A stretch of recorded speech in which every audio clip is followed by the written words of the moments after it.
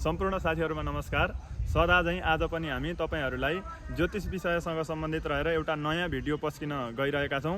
आजको भिडियोमा हामीले लोक व्यवहारमा रहेको साउने पानी छल्ने भन्ने विषयमा जुन उक्ति रहेको छ त्यस विषयलाई आज हामी शास्त्रमा यस विषयमा के छ त भनेर स्पष्ट पार्न गइरहेका छौं।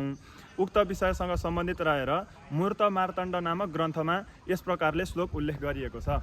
उद्वाहात प्रथमे शुचौ यदि बसेत भर्तुगृहे कन्यका अन्य तज्जननीं छये निजतनुं ज्येष्ठे पति ज्येष्ठकम् पौषे च श्वशुरं पतिं च मलिने चैत्रे स्वपित्रालये तिष्ठन्ति पितरं निहन्ति न भयं तेषां अभावे भवेत्। श्लोकको अर्थ यस प्रकार रहेको छ। उद्वाहात प्रथमे शुचौ यदि बसेत भर्तुगृहे कन्यका अन्य तज्जननीं। यदि नवदुलैले आफूले विवाह गरेको पहिलो आषाढ मासमा यदि पतिको गृहमा बस्दछिन् भने सासुलाई हानि हुन्छ, अर्थात् पतिको माता अर्थात् सासुलाई नै हानि। क्षय निजतनुम। यदि नवदुलैले क्षय मासमा प्रथम क्षय मासमा चाहिँ पतिको गृहमा बस्दछिन् भने आफ्नै शरीरलाई हानि हुने कुरा उल्लेख गरिएको छ। ज्येष्ठे पति ज्येष्ठकम। यदि प्रथम ज्येष्ठ मासमा यदि नवदुलैले पतिको गृहमा बस्दछिन् भने जेठाजुलाई हानि हुने भनेर शास्त्रमा उल्लेख गरिएको छ। पौषे च श्वशुरम। यदि नवदुलैले प्रथम पौष मासमा चाहिँ आफूले विवाह गरेको प्रथम पौष मासमा चाहिँ पतिको गृहमा बस्दछिन् भने ससुरालाई हानि हुने कुरा शास्त्रमा उल्लेख गरिएको छ। पतिम च मलिने।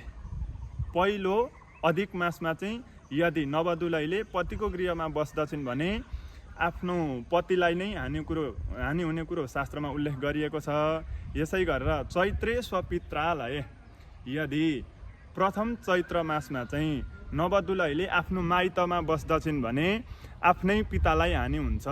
तिष्ठन्ति पितरम निहन्ति न भयं तेषां अभावे भवेत्। यदि जेठाजु आदि उनीहरूको अभाव भएको खण्डमा यो नियम लागू हुने छैन।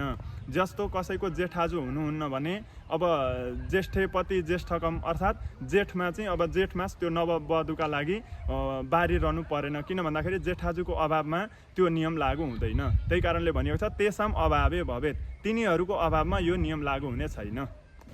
समग्रमा यो श्लोकले भन्न खोजेको कुरो चाहिँ यस प्रकार रहेको छ।